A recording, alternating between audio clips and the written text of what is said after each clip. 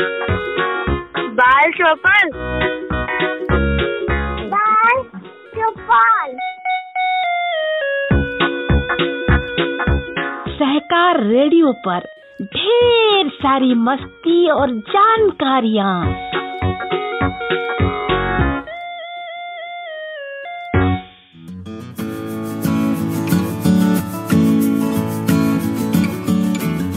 Hello बच्चों, सहकार radio के कार्यक्रम बाल चौपाल में आज आपके साथ हूँ मैं सुनीता।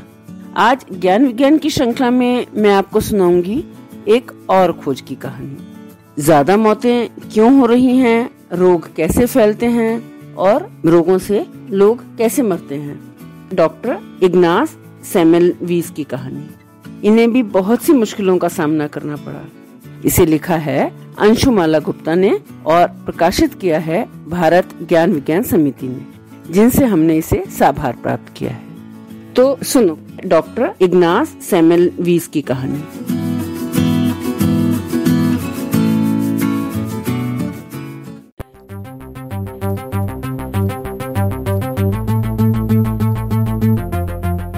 (1846) 1846 में ऑस्ट्रिया देश के वियना शहर के हॉस्पिटल के डॉक्टर अजीब समस्या से परेशान थे। उनके शिशु वार्ड में बहुत माताएं और बच्चे बुखार से मर रहे थे और एक ही ऐसे वार्ड में मरने वालों की संख्या दूसरे वार्ड से कई गुना ज्यादा थी। हॉस्पिटल में बहुत सी गरीब औरतें थीं।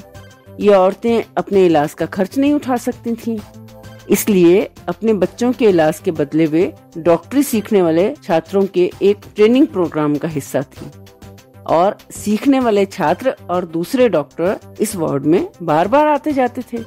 इस ट्रेनिंग वार्ड में मरने वालों की दर दूसरे वार्ड से लगभग 10 गुनी ज्यादा थी।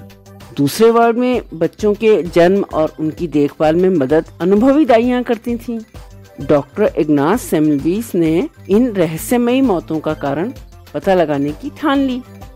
उन्होंने इन वार्डों को और मरीजों को ध्यान से देखा, कई दिनों तक देखते रहे। दूसरे डॉक्टरों के साथ उन्होंने शवों को भी ध्यानपूर्वक देखा और उनकी जांच की ताकि कोई सुराग मिल जाए। तभी एक दिन एक अप्रिय घटना घटी। एक डॉक्टर जिस समय एक शव का पोस्टमार्टम कर रहा था, उसकी उंगली कट गई। चोट तो बहुत मामूली सी थी, लेकिन डॉक्टर तुरंत बीमार पड़ गया और उसे बुखार हो गया और खून में जहर फैलने से कुछ ही दिनों में वो मर गया। सेमेलवीज ने देखा कि वार्ड में जो भी मरीज मरते थे, उनके और इस डॉक्टर के लक्षणों में बिल्कुल समानता थी। उसे शक हुआ कि वो डॉक्टरों और छात्रों के आने जाने पर नजर रखने लगा और एक बहुत ही रोचक बात उभर कर आई। ज्यादा स्वस्थ वार्ड में जो दाइयां और माताएं बच्चों की देखभाल करती थीं, वो कभी भी शवों की चीर-फाड़ वाले वार्ड में नहीं जाती थीं। लेकिन डॉक्टर और छात्र अक्सर चीर-फाड़ वाले कमरे में जाते थे और वहाँ से सीधे ही उस वार्ड में चले जाते थे जहाँ ज्यादा मौतें हो रही थीं। तुरंत ही पहेली की गुत्थी सुलझने लगी। सेमेलवीज को लगा कि डॉक्टर और छात्र शवों से वार्ड तक छूत को ले जा रहे हैं। उनमें से कोई भी एक कमरे से दूसरे कमरे तक जाने से पहले साबुन से हाथ नहीं धो रहा। सेमेलवीज ने एक नया नियम लागू किया। अब से डॉक्टर, मरीज और छात्र सबके लिए अपने हाथों को धोकर छूत से मुक्त करना जरूरी था और हाथ धोकर ही वो दूसरे वार्ड में जा सकते थे। जैसा उन्होंने सोचा, मरने वालों की दर तुरंत काफी कम हो गई। उनके तरीके को सफलता मिली, उसके बावजूद दूसरे डॉक्टरों ने इग्नास सेमेलवीज का मजाक बनाया और डॉक्टरों ने यह मानने से इनकार कर दिया कि इतनी साधारण सी बात से इतनी बड़ी समस्या कैसे सुलझ सकती है। डॉक्टर यहाँ तक नाराज हो गए कि सेमेलवीज को वियना छोड़ना पड़ा और उनका नियम भुला दिया गया और मौतें फिर बढ़ गईं। लेकिन किसी ने उनकी बात को स्वीकार नहीं किया। बहुत सालों के बाद पूरे संसार के डॉक्टरों ने स्वीकार किया कि सेमेलवीज सही कह रहे थे। आज बीमारी को फैलने से रोकने में सफाई को एक बहुत जरूरी कदम माना जाता है। आप भी देखते होंगे, डॉक्टर एक मरीज को छूने के बाद हाथ अच्छी तरह धोते हैं और आज कोरोना के लिए भी हमें बार बार बताया जाता है कि अपने चेहरे को छूने से पहले या किसी दूसरी चीज को छूने के बाद हाथ को साबुन से अच्छी तरह धोया जाए। हैरानी की बात यह है कि बच्चों में जिस बुखार को कम करने के लिए इग्नास सेमेल्वीस बरसों तक काम करते रहे, उन्हें वो खुद लग गया और 1865 में उनकी मृत्यु हो गई।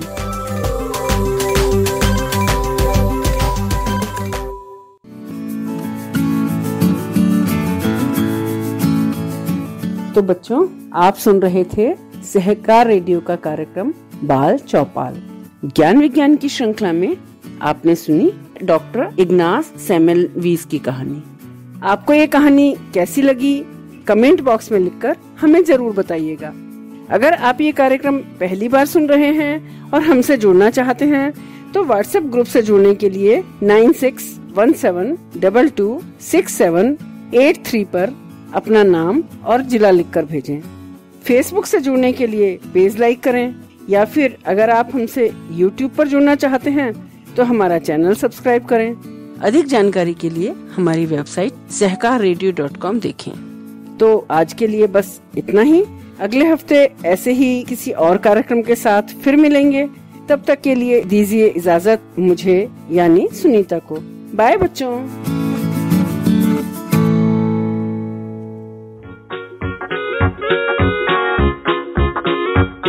बाल चौपाल, बाल चौपाल,